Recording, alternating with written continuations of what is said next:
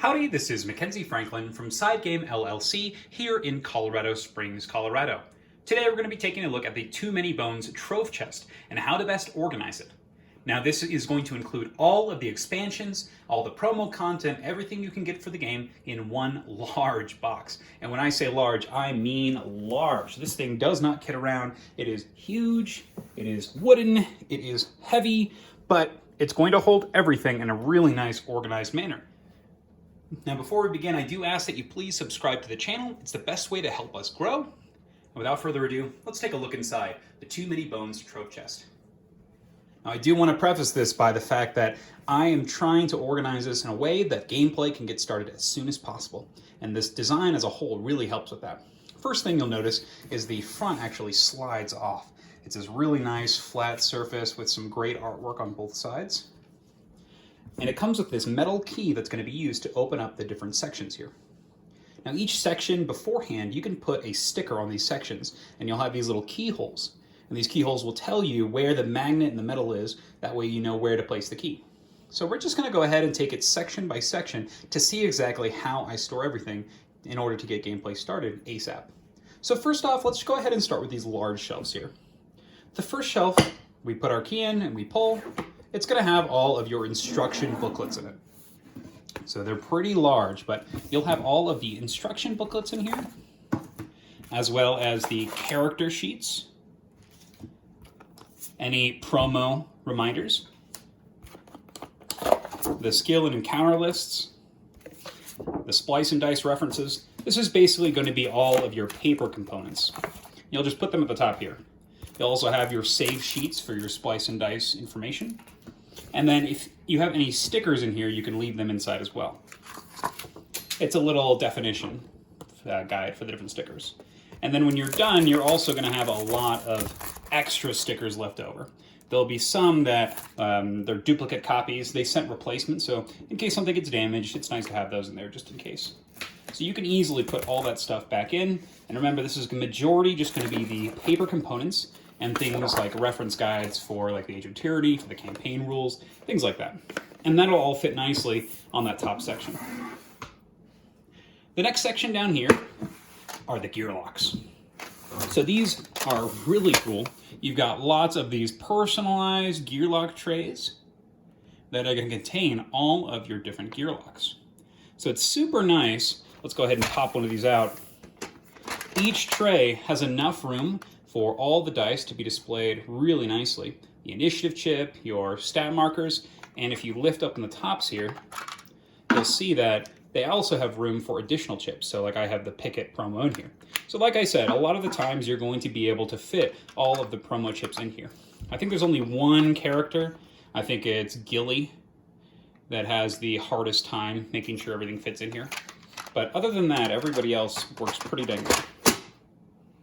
So that's that. And I'm not going to go through every one of these trays, but they're all your Gearlocs. And you can place the stickers on the sides here. That way you can easily identify who's who. The color also helps. So we'll slide that back in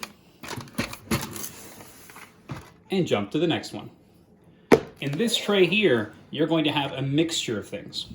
So first off, this tray is divided into two sections. You've got the back section, which is going to contain all of the different mats. So we'll go ahead and just pull those off. And you'll notice right on the top here, I have the lap rats. They're a little awkward. They're a little bit different sized, as well as the Gearloc child from the Daelore expansion here. So you've got his special card and his dice in here, and a nice little tray so you can just lift it up. And then lastly, you're going to have all of the mats for the splice and dice, as well as the map board, the battle board, and then all the Gearlocs under here as well. Once again, I'm not going to take everything out, but you can imagine that everything is in here, and it is. And that's an easy one to just put back. You'll put all the mats back in, and then you'll put the lab rats and the Gearloc child on top, and they fit really nicely inside. This next section here, you'll see on the bottom, is for the cards. Now, I find these deck boxes a little bit of a hassle. I don't think you need to have all the cards in there. And so actually on the left side here, you'll notice that it comes with a little tray. And we'll just go ahead and look into that tray right now. So this tray is really nice for getting started. You'll have a spot that you can put all of your special encounters. That way you can easily get started. And it also will come with the identification cards for the lab rats. You also have the Trove Loot in here, and that way you can shuffle those and have them ready to go. Next, you're going to have all the chips that you're going to need for every game in this right side here. So that's going to be the dice, the initiative markers, the loot dice, all of the obstacles. So I really like having this in here because you can simply take out a deck, and just dump these on the table, and you're basically ready to go for your first challenge. It's super nice, and I think this tray is really helpful for just jumping to get started. I like it. So that works really nicely, and that's going to go on the left side of the organizer here. So that'll go in this empty area here. In this right area, we're going to have a couple of deck boxes, and I'll pull them out, and I only use 3. Now, the reason I use 3 is because, once again, I don't really like jumping into a bunch of unnecessary bags for things. First off, you're going to have all the loot. So it makes sense, put them in the treasure chest one. And then you're going to have, in this next one, more loot, as well as the solo encounters. So if you're playing the solo game, you can simply open up those 2 boxes, and they're organized nicely. And then you can just leave the solo encounters in there if you're not playing with them. And that brings us to the large box, which is going to hold just the encounters for multiplayer games. So it's pretty straightforward to grab those things and get started. The organizer also comes with these dividers that you can place on the sides here. And I like kind of putting them something like this. That way you know, hey, this is where the multiplayer encounters are, and this is where the non-multiplayer encounters are. And they all fit really nicely into that organizer here. We'll put the multiplayer encounters first as it falls apart. It's a little awkward filming this, but we'll put them on that right side there. And then you have the loot and the solo cards. And then you'll have that tray that you can simply take out to get started. And the way the cards sit, it fits really nicely when sliding it into the box. The next thing you have here is the very bottom left. These are going to be the baddie chips. Now, I would recommend that you never take these out. I don't really think there's a point to. And you'll notice in the back here, I actually have a couple of other things. You'll have extra dividers, just in case you would like them. You'll have the cards for the additional game mode in Splice and Dice, in this one here. And then on the back here, you have the cards for the campaign in the back here. So if you do decide to play with those, you can. Works really nicely.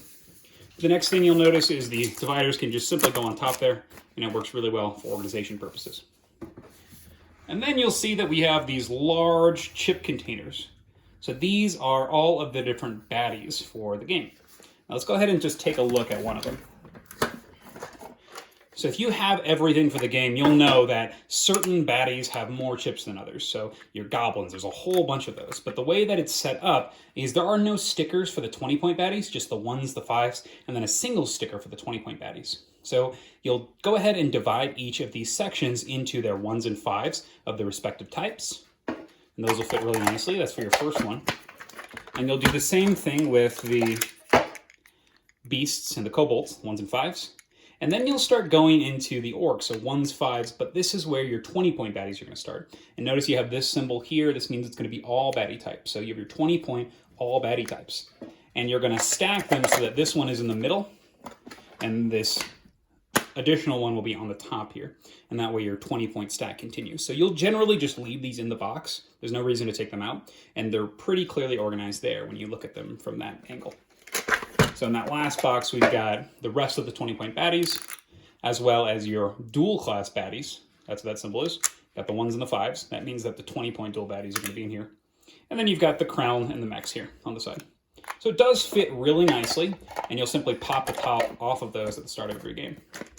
And we just simply put those back into the tray. That way when you're done, all 3 will be organized like such, and you'll just pop off the tops of these 3 to actually play the normal game. And that's that section. Now on the right side, let's go ahead and start with the right bottom. These are going to be the dice that you'll be using each game. So very similarly to the other bottom tray, you're going to have this long one that you can use. And I go ahead and organize them by kind of types. So this is the main tray if you're playing a solo game. And this one will include your critical hit dice, some standard attack dice, some status effect dice, and defense dice. So lots of choices here. And if you're playing with multiple players, you pull out the one on the bottom as well. And this one also has its own attack dice, status dice, and defense dice. So it's really nice to be able to just pass these around to the different sides of the table, and these chip trays work really well for that, these dice trays. Next up we'll have are the health chips. And these are the premium health. They work really nicely. I love the way that they added the game. And the last section, the one in the very back, is going to be additional dice for specific game modes. So first off, you have your additional chips. So as I said, some of the Gearlocs have too many chips to fit in their respective cases. So I put the Tink chip and the Ghillie chip here, the non-promo versions inside. In addition, I put the 3 health chip markers here because I really just don't use them. I don't think they're that special. And then you've got this ocean marker based on specific encounters you might have. And then you have a heads and tails coin. Once again, these are more, if they come up, you know where to get them. You also have additional dice, an additional treasure die, and then those campaign dice. So lots of different choices here to pick from. And those will simply go back. Once again, we'll put this one in the very back because we'll not use it very often. And then you'll put the health chips. And then lastly, you'll go ahead and put the actual dice themselves. So when we're done, it'll look something like this. And then we slide that into the bottom right section.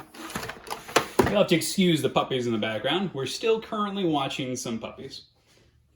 Up next, on the right side here, we're going to pull out these 2 trays, and these 2 trays are very similar. So I'm just going to pull them both out. In this first tray, you'll see that we have tyrants. So the game comes with these wonderful little boxes. I'll show you what they look like here. And each box is going to have the tyrants cards, as well as the tyrants chips and dice that come with it.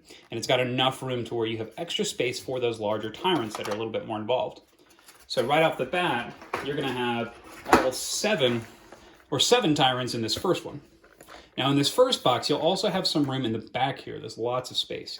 And in this area, you're going to use these little container boxes. These are 10 for $1 at the Dollar Tree. And you can use them to hold pegs for splicing dices, customized tyrants, as well as the wound markers. I believe that's what these are.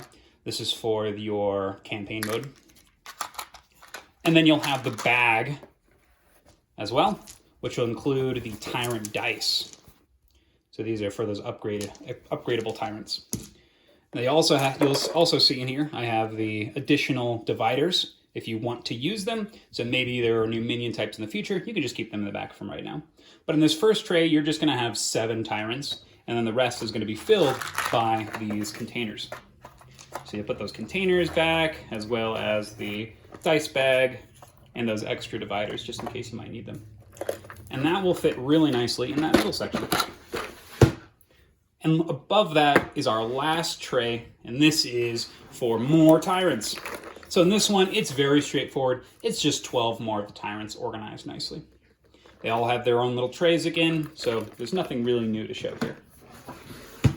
And with that, that's the Too Many Bones Trove Chest. If you have any questions about what you saw here, please let me know down in the comments below. Thank you so much for watching. If you have any questions, let me know. If you have anything you'd like to see organized in the future, once again, let me know down in the comments. Thanks so much for watching. I hope some of you found this useful. Side game strong.